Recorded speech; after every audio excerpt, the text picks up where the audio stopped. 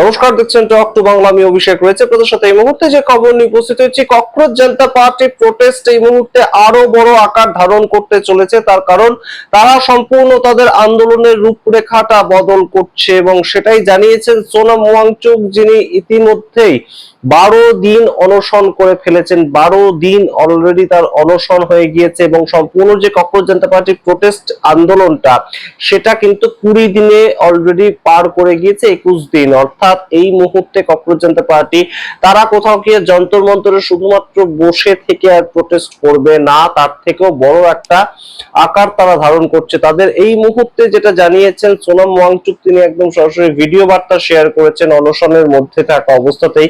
তিনি জানিয়েছেন যে আমরা 20শে জুলাই আমরা সরাসরি পার্লামেন্টের দিকে মার্চ করব এবং সারা ভারতবর্ষ থেকে তারা ডাক দিচ্ছেন ছাত্রছাত্রীদেরকে, আন্দোলনকারীদেরকে, যারা সলিডারিটি দেখাতে চাইছেন, এই আন্দোলনের পাশে থাকতে চাইছেন, তাদের সবাইকে ডাকছেন এবং অবশ্যই একদম সরাসরি সংসদ ভবনের দিকে তারা মার্চ করবেন। গুরুত্বপূর্ণ একটা রূপরেখা বদল।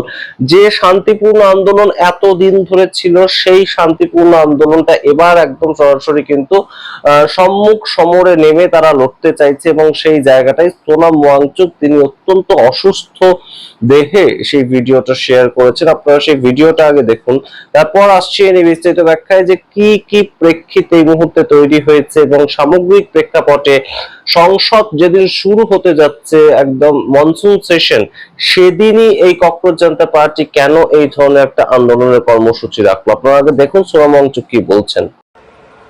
मेरे अनशन का आज 11वां दिन ख़त्म हो रहा है। मैं अंदर से मज़बूत हूँ मगर शायद बाहर से कमज़ोर लगता हूँ। कल शायद मैं शेव करके मुंह धो के आऊँ तो बाहर से भी ठीक लगूँ। इसीलिए शायद आप लोगों में से, देश भर से सैकड़ों लोगों ने मुझे मैसेजेस भेजे हैं कि मैं अनशन तोड़ दूँ, कुछ खा लूँ। और मेरे लिए भी ये बहुत आसान बात है, मैं चला जाऊंगा, खाता पीता रहूंगा। मगर क्या इससे रिया और आकांक्षा जैसे 20 बच्चों ने जो आत्महत्याएं की हैं वो रुक जाएंगे? या फिर अगले साल 40 बच्चे, फिर 80 बच्चे और आत्महत्याएं करते जाएंगे? शायद आपको फ़र्क नहीं पड़ता, क्योंकि शायद रिया आपके घर से नहीं, आपकी बहन नहीं। और हमारा ये सिस्टम कब सुधरेगा? या फिर लद्दाख और हिमालय के पर्वत और नदियों को क्या हम बचा पाएंगे? फ़िलहाल तो मैं ये कह सकता हूँ कि अगले 10-12 दिन मेरे सेहत को कोई फ़र्क नहीं पड़ने वाला है, मैं डटा रह सकता हूँ। उसके बाद मेरे सेहत बिगड़ती जा सकती है। मगर अगर आप सच में चाहते हैं कि मैं ज़िंदा रहूं, तो फिर घर के सोफे से मुझे संदेश भेजने से थोड़ा ज़्यादा आप हरकत कर सकते हैं। हम सब मिल के कुछ कर सकते हैं ताकि ये सब ना हो। और उसके लिए मैं ये सोच रहा हूँ कि सबसे सही जगह है हमारे भारत का संसद, जहाँ पर निर्णय लिए जाते हैं, बहस होते हैं, नीतियाँ बनती हैं। तो क्या आप तैयार हैं अगर मैं कहूं कि 20 जुलाई को जब संसद का मॉनसून सत्र शुरू होता है तो मेरे साथ आप लोग भी जंतर मंतर से संसद तक एक शांतिपूर्ण मार्च करें? अगर ऐसा कर सकते हैं तो बहुत कुछ बदल सकता है। इसके लिए आपको दिल्ली आना होगा और मेरे साथ इस शांतिपूर्ण मार्च में जुड़ना होगा। बताइएगा ज़रूर क्या आप करने को तैयार हैं। नीचे कमेंट्स में या फिर जो लिंक दिया है उसमें कहिएगा मैं तैयार हूँ। तो मुझे विश्वास होगा कि हमारा देश भी बचेगा और मेरी जान भी। जय हिंद।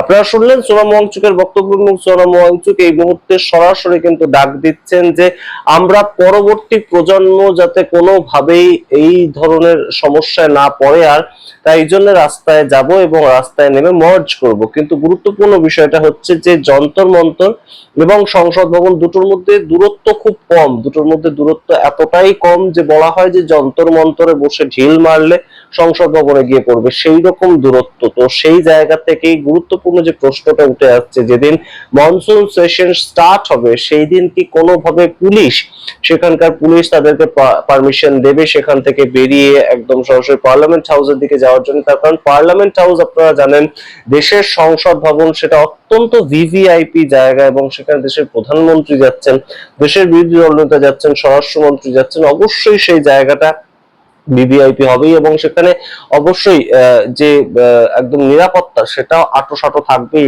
এটাই স্বাভাবিক। কিন্তু সোনাম ওয়াংচুক একটা শান্তিপূর্ণ মিছিলের ডাক দিয়েছেন, কিন্তু সেই মিছিলকে আদৌ করতে দেবে পুলিশ? কিন্তু যেটা একদম এই মুহূর্তে পলিটিক্যাল অ্যানালিস্টরা মনে করছেন যে অবশ্যই সরকারের ওপর চাপ বাড়ছে, যন্তর মন্তরে বসে যেভাবে অনশন করছেন সোনাম ওয়াংচুক এবং বাদবাকি বহু স্টুডেন্ট অনশন করছেন, তারা হয়তো বিভিন্ন একদম অর্গানাইজেশনের পক্ষ থেকে আসছেন, কিন্তু তাদের খবর হয়তো দেখানো হচ্ছে না, সোনাম ওয়াংচুকের খবরও বিশেষ একটা দেখানো হচ্ছে না, কিন্তু তবুও সোনাম ওয়াংচুক নিজে এই আন্দোলনটাকে লিড করছেন বলে সেই জায়গাটা কিন্তু অবশ্যই আলোকিত হচ্ছে এবং সরকারের উপর চাপ বাড়ছে। তাই সরকার কোথাও গিয়ে এটা চাইতে পারে যে অবশ্যই তারা যন্তর মন্তর থেকে বেরোবে, তারপর তাদের ডিটেন করে দেওয়া হবে, তারপর তাদেরকে আটকে দেওয়া হবে, এবং সেইখানে কিন্তু অবশ্যই একটা সম্ভাবনা রয়েছে যে পুলিশের সঙ্গে তাদের একটা কোথাও গিয়ে একদম সম্মুখ সমরে একটা কথাবার্তা হবে, এবং সেখান থেকে একটা পরবর্তী কি সিচুয়েশন তৈরি হয় আমরা দেখবো 20 তারিখ সেটা। কিন্তু অবশ্যই পুলিশ যন্তর মন্তর থেকে তাদের বের করার এটা কিন্তু একটা সুযোগ পাবে, এবং অবশ্যই অনেকেই বলছেন যে যন্তর মন্তর থেকে বেরোনোটাই একটা গুরুত্বপূর্ণ বিষয়, কারণ যন্তর মন্তরের প্রটেস্টটা হোক এটা পুলিশ কোনো মতেই কিন্তু চাইছে না, এবং পুলিশ অন্যদিকে একটা অত্যন্ত সচেতন ভাবে কিন্তু এতদিন ধরে এই প্রটেস্টটা চলছে, কোনো মতেই এদের সঙ্গে কিন্তু কোনো খারাপ ব্যবহার করার পথে হাঁটেনি, এবং সম্পূর্ণভাবে তাদের যে আটকে দেওয়া সেটার পথেও হাঁটেনি। হয়তো কিছু ক্ষেত্রে অভিজিৎ দীপকে একদম অভিযোগ করেছেন যে তাদেরকে না বলে রেকর্ড করা হচ্ছে, তাদের কথা রেকর্ড করা হচ্ছে, তাদের বাথরুম ব্যবহার করতে দিচ্ছে না, ইত্যাদি ঘটনা ঘটছে, কিন্তু একদম সম্মুখ সমরে যে লড়াই, পুলিশের সঙ্গে ধস্তাধস্তি, এই ধরনের কোনো ঘটনা কিন্তু ঘটেনি। কিন্তু 20 তারিখ কি আদৌ সেই ঘটনাটা ঘটতে পারে, নাকি কোথাও গিয়ে আগে থেকেই একদম সরাসরি পারমিশনই দেওয়া হবে না, পুলিশের কাছে যখন পারমিশন চাইতে যাবে তারা পারমিশনই পাবে না, সেই রকম একটা প্রেক্ষাপট ঘটবে আমরা জানি না। অবশ্যই গুরুত্বপূর্ণ জায়গা, কিন্তু অবশ্যই এই মনসুন সেশনটা কিন্তু অবশ্যই গুরুত্বপূর্ণ, কারণ বিরোধীদের কাছে পর ইস্যু রয়েছে, রাম মন্দিরের তহবিল তছরূপ থেকে শুরু করে একদম রাজনাথ সিং যেভাবে অপারেশন সিন্দুর সেটার কথা একদম লুকিয়ে গিয়েছিলেন, বলেননি সংসদে দাঁড়িয়ে যে 6 জন আমাদের দেশের জওয়ান তারা মারা গিয়েছে অপারেশন সিন্দুরের সময়, সেটার মতন ইস্যু রয়েছে, এবং অন্যান্য আরো বিভিন্ন কিছু রয়েছে। সেই প্রেক্ষাপটে দাঁড়িয়ে একদম সরাসরি প্রথম দিন, সংসদের প্রথম দিনটা অত্যন্ত গুরুত্বপূর্ণ হয়, কারণ সরকারকে একদম ঘিরে ধরে বিরোধীরা। আমরা যে কোনো সংসদের সময় আপনাদের পর ভিডিও দেখাই যে সংসদের প্রথম দিন কিন্তু একদম বিরোধীরা প্রথম থেকেই একদম অ্যাগ্রেসিভ মোডে থাকে। তো সেই জায়গায় আরো একটা কোথাও গিয়ে বিরোধিতা সেটা সংসদ ভবনের দিকেই এগিয়ে আসবে, সেটা কি কোথাও গিয়ে সরকার অ্যালাউ করবে? আপনারা কি মনে করেন অবশ্যই কমেন্ট বক্সে কমেন্ট করুন। বিরোধীদের কাছে যেমন অনেকগুলো ইস্যু রয়েছে, সরকার পক্ষের কাছে অনেকগুলো বিল রয়েছে, সেগুলোকে ইন্ট্রোডিউস করার মতন, পাস হবে কি পরবর্তীতে সেগুলো পড়ে যাবে সেগুলো আমরা দেখবো। কিন্তু অবশ্যই এই মনসুন সেশনটা অত্যন্ত হাড্ডাহাড্ডি হতে চলেছে। ঠিক সেই দিনেই, যেদিন শুরু হবে মনসুন সেশন, সেদিনেই সোনাম ওয়াংচুক কেন ডাকটা দিলেন, তাদের আন্দোলনের সম্পূর্ণ রূপরেখাটা কেন বদল করলেন, আমরা অবশ্যই নজর রাখবো সেদিকে কি হয় পরবর্তীতে সেদিকে। তবে অবশ্যই সোনাম ওয়াংচুকের যে পিসফুল প্রোটেস্টের ডাক তিনি দিয়েছেন সেটা কিন্তু গুরুত্বপূর্ণভাবে সারা দেশ থেকে তিনি ডাক দিয়েছেন, এবং দেশ থেকে ককরোচ জনতা পার্টি আমরা দেখতে পেয়েছি যখনই মানুষজনকে ডাক দেয়, সেটা প্রথম 6 জুনের আন্দোলন থেকে শুরু করে প্রতিদিনই আমরা কিন্তু দেখেছি যে মানুষজন কিন্তু অবশ্যই স্বতঃপ্রণোদিতভাবে, অনেক ছেলে মেয়ে, অনেক গার্জিয়ান তারা কিন্তু যুক্ত হন তাদের সঙ্গে। আমরা দেখবো 20 তারিখে কি ছবি উঠে আসে। তবে সোনম ওয়াংচুকের দেহ কিন্তু প্রতিদিনই একদম নড়বড়ে হচ্ছে, এবং অবশ্যই অনশনে থাকা একজন মানুষ, যার 7 কিলো ওজন কমে গিয়েছে 11 দিন অনশন করে, সেটাও কিন্তু গুরুত্বপূর্ণ একটা প্রেক্ষাপট। সম্পূর্ণ রাখলাম আপনাদের সামনে, আপনারা আপনাদের মতামত কমেন্ট বক্সে কমেন্ট করুন। দেখতে এখন টক টু বাংলা, অবশ্যই টক টু বাংলা ইউটিউব চ্যানেলকে সাবস্ক্রাইব করতে ভুলবেন না। ধন্যবাদ।